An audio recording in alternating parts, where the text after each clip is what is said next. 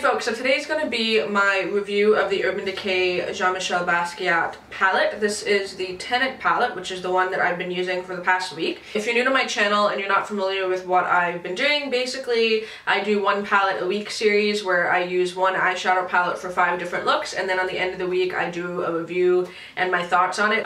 So this past week has been using this beautiful palette with all the gorgeous bright colors and just stunning artwork on it. I don't have the palette on my face today. Kind of just took a break from makeup and threw on just some simple look and my glasses and whatever, so I'm just kind of sitting there talking about it. But if you guys are curious about how any of the eyeshadows perform, do check out any one of my last 5 videos. They'll be in a playlist up on my channel, or you can just go into the last sort of 5 videos that I've uploaded, and they're all right there. Also, I do want to mention a couple of you guys who have been tagging me on Instagram when you guys have been recreating my looks. I just think that's really awesome. I think that's really cool. I love reading the comments on my videos that said, hey, I'm doing this sort of like along with you daily for like my makeup. I just think that's awesome, and I don't know, I find just like lately on YouTube I've just been feeling like I have like a little community. I hate that when I watch people's YouTube channels and they call you like, they call their subscribers like weird names. You guys are just people who watch my videos, okay? I myself am a consumer, so I don't get products sent to me very often. If I do, I always let you know, but very rarely do I. So I'm just kind of coming to you as a consumer and kind of see whether or not this palette is worth it. I'm actually surprised by some of the comments that I've gotten on my videos in regard to this palette, just because I was really excited about this collaboration. Urban Decay collaborated with Jean-Michel Basquiat's estate, meaning that his estate actually contacted Urban Decay for the collection, not vice versa, which I think a lot of people sort of have like a misconception about. Yes, Basquiat is dead. He passed away many years ago. But it was his estate that reached out. So highly suggest, as I mentioned in my first video, taking 10 minutes, pause this, go research Basquiat's work, things that he stood for, what his work sort of symbolized and all that stuff, and then sort of come back to this, and it's going to make a little bit more sense to you. Now, I was excited about the collaboration, but as I mentioned in my first video as well, I was a little nervous as to how Urban Decay was going to do this in a way that wouldn't sort of fuck it up, as I say. And like with anything, people are going to be happy about it, people are not. My personal thoughts sort of lie with, I don't mind this collection knowing that his estate reached out to Urban Decay and not vice versa.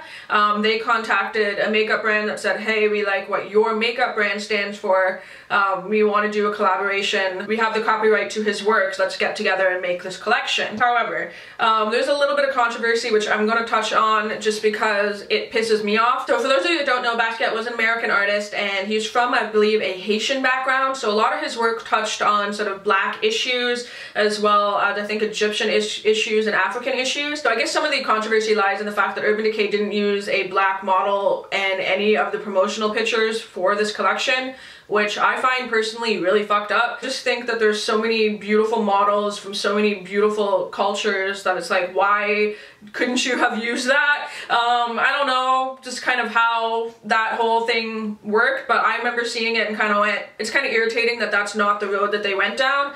Now, they did end up using Ruby Rose in their campaign, and I come to find out just from doing a little bit of research that like she's a huge Basquiat fan. She actually has one of his symbols, which is the crown, tattooed on her body like years before this collaboration. So it's nice to know that they at the very least, instead of using a black model, which is what they should have done, they use somebody who actually knows and is somewhat passionate about his work. I don't want to get into like race issues or anything like that, but I personally think it's kind of fucked up that they didn't use like a range of people of color or like different models, different culture, whatever, to sort of promote this collection. But that's just my own point of view. I think a lot of people have issues with that as well, so I just kind of like want to throw that in there, so I'm gonna touch on it. I have gotten a couple comments this week saying I don't believe that Basquiat himself would have ever done a collaboration like this, which I can definitely see, but unfortunately, just given the nature of people's estate, it's really left up to the estate holders what they want to do with his artwork and with his copyright and his image and blah blah blah blah. To me, the collaboration does sort of seem like a money grab for his estate.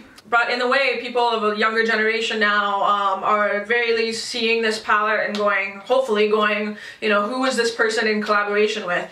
maybe taking 2 seconds to Google his name. Unfortunately, I've also read some comments where people have not been Googling him at all and have assumed that this collaboration is with someone who's still alive, and that just kind of breaks my heart. It's just like, you gotta do your research. Like, I don't know, I try my best to do my research with anything, and yeah, I don't know. Needless to say, I'm happy that I got the palette in my own hands and I like it. So both of the palettes in the collection retail for $49 Canadian, and so that equals out to about $6 an eyeshadow. There's 8 eyeshadows in this palette, as well as a dual-sided brush, so you're actually paying closer to like $5 per item, which is, you know, reasonable. These 2 colors here are definitely my favorite. That's Untitled and Boom. Both of those are matte shades and they perform fantastically. They are so, so good. These sort of 4 colors in the middle, so EXU, Graffiti, Les, and Neo, they all kind of have a little bit of a sheen to them, and then even these 2 on the end, they're more matte but probably like a satin. They have a little bit of shine to them, but like very, very subtle. They mostly look like a matte. 2 favorite colors for sure are these ones. I like the 2 greens, they worked well. The black, it's kind of more of a gray, like it's nothing really to write home about. The pink was okay. Not my favorite pink. The purple was absolute trash. I did not like the purple, so that's kind of a dud shade in this palette for me. The light pink pretty much blends into my skin tone, so it's almost a non-existent sort of like eraser shade. The little brush in this though, I really like. I think it's an awesome addition to the palette. It's just a double-ended brush. It has Jean-Michel Basquiat's name on it, which is kind of neat, so if you get to keep it for a while, it's like, oh yeah, I got this brush from that collection. It has just like a flat side and then a small detail side. Really like this brush, and I think it's handy given the eyeshadows in the palette, like that you're going to want to do more detail work. For 50 bucks, I basically got 7 eyeshadows that I liked, 2 that I really liked, and then a double-ended brush that I also really liked. Now, do I think this palette is worth it? That's actually kind of tricky for me because it is not my favorite palette. I'm going to go ahead and say that. I do like a couple of the shades in there, but is this a palette that I'm going to be reaching for all the time? I don't necessarily think that I am. I have Viseart palettes that I like a lot more. Granted, those are more expensive, but the main reason, I'm not gonna lie, the main reason why I bought this palette was because of the artwork. To me, the eyeshadows inside, if they worked good, was kind of a bonus. Very rarely do I buy things based on packaging alone, but this is one that I definitely bought on packaging alone. And so for me, the fact that I like 7 out of them, 1 was kind of shitty, I consider this a good buy. Now, if you know nothing about Basquiat's work and you don't like color, don't buy this. But if you're somebody who likes his work and you want some cool eyeshadows and you just want to be able to like have this as a beautiful piece of art on your vanity, or using the little hook, hang it on your wall, I say get it. For 50 bucks, it's not the most expensive eyeshadow palette that there is, and you do get that really good little brush. Overall, I really like it. Definitely excited to use the other one, see how I'm gonna like the other one. This one is a little bit different.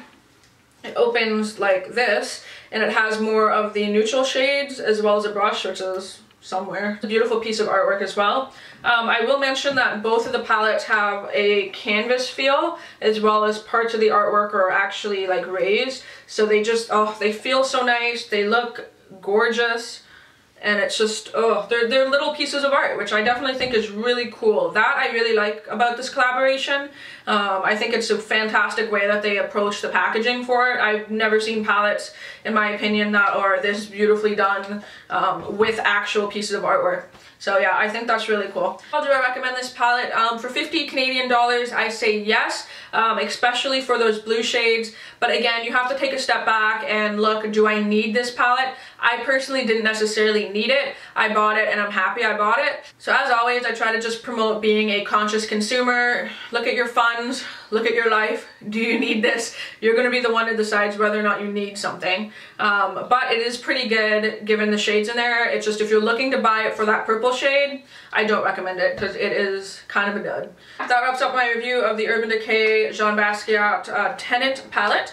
Let me know down in the comments below. I guess talk about the controversy if you want in the comments. Talk about the actual palette if you have it, if it's something that you're looking to get. Anything, let me know. I love reading your comments. I love responding to them. I think it's just great. I love just checking my phone and seeing what people have to say. So stay tuned for Monday, where I'm going to start doing a week using the Nude Sticks little kit. There's 6 different colors. I'm wearing one right now.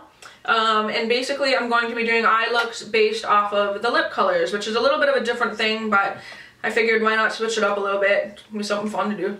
Kind of get out of my own little rut, I guess. And yeah, a new vlog is up tomorrow. It's all about a giant garage sale that we have every year in Ottawa. It's a lot of fun, and I think this vlog might be one of my favorite ones that I've edited so far, so if you guys are curious, stay tuned for that tomorrow. But yeah, hopefully everyone is doing good, and until my next one, I'll talk to you soon. Bye!